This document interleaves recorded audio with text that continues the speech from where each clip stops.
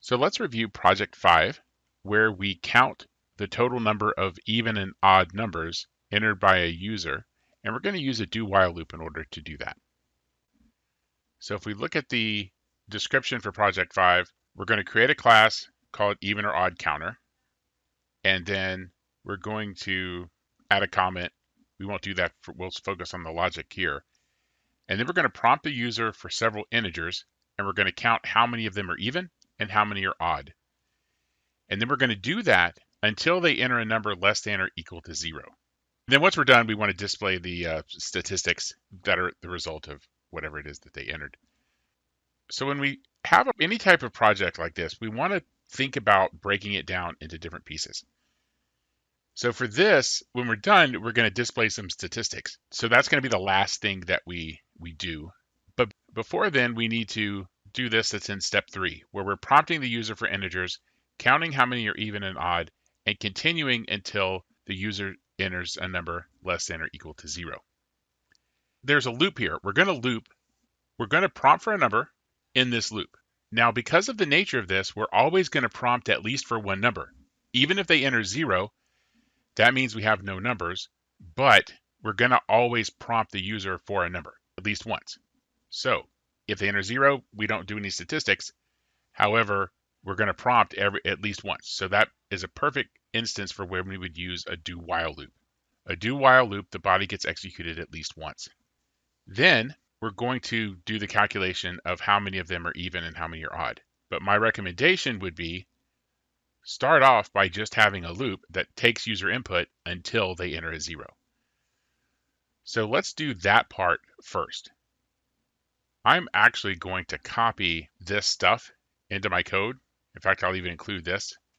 And that way I can be sure I have the exact output that's here. Now, your output doesn't have to exactly match the sample output for the project, but I'm going to copy it into mine just so that I can know that it's the exact output I'm expecting. So I will paste this here, and later on I will delete this, but for now I'll just make one big comment. Okay, and we can pretty much ignore this for now, except that I know I want to start off printing this. Then I'm going to actually have my loop. So I'm going to have a do loop, and I guess I should declare my scanner, because I'm going to use this over and over. There's no reason to do it inside the loop. So then I'll prompt the user for a number, and then I'll read in that number. And I'll need a entered number variable, so let me declare an int here. Again, I want to declare it outside the loop so that I'm not instantiating that variable each time. I'll say int user input, and then I'll assign that here, and I'll use next int.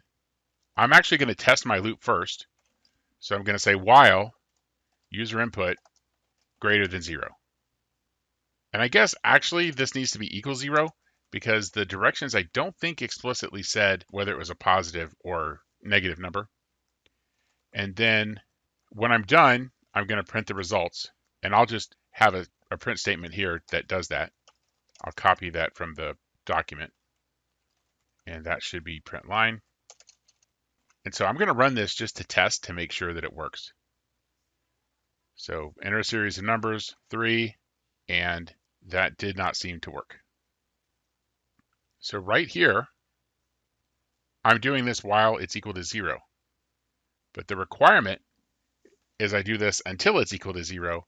So I should say not equal. And again, this is why you should always test early and often to be sure that your code works as you build it.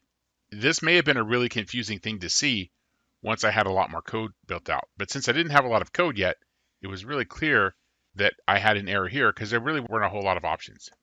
I also just noticed that I'm not closing my scanner. So I'll do that here because once I'm done with the loop, I'm not going to read input anymore.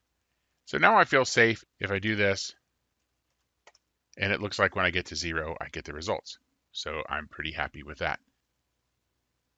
So now I need to check to see is it even or odd. And then I need to have a count.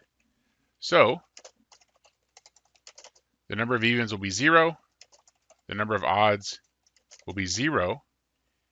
And then in my loop, I'll check to see if user input, that's the number, modulo 2, If that's equal to 0, then I know that's an even number, so I'll increment num evens. Otherwise, I'll increment num odds. Now you'll notice I'm not checking to see if the number is odd in that case. If it's not even, then I know it's not odd. Now there is one small piece I'm leaving off here, but we'll see that when we try to do our output or our test. So now I need to keep track of the values. So I'm going to copy this and paste that here. Again, this is going to be my output. This should be total.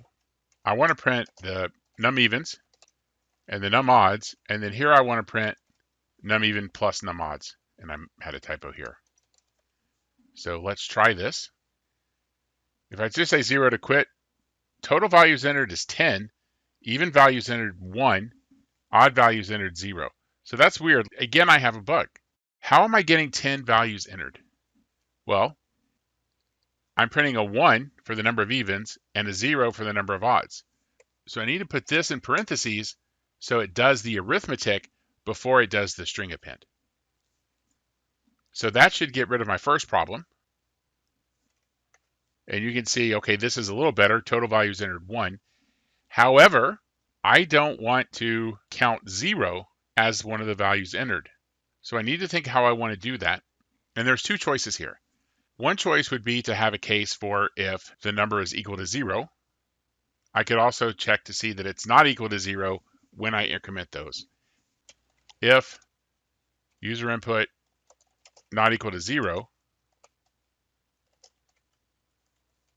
and then I'll just indent this entire loop here. I seem to have too many, I don't know where that came from. So now, if the user input isn't equal to 0, I'll increment either num even or num odds. And I think that's the cleanest way to do that. Now I shouldn't get a result when I enter 0. And you can see I don't. So now I can test this for real.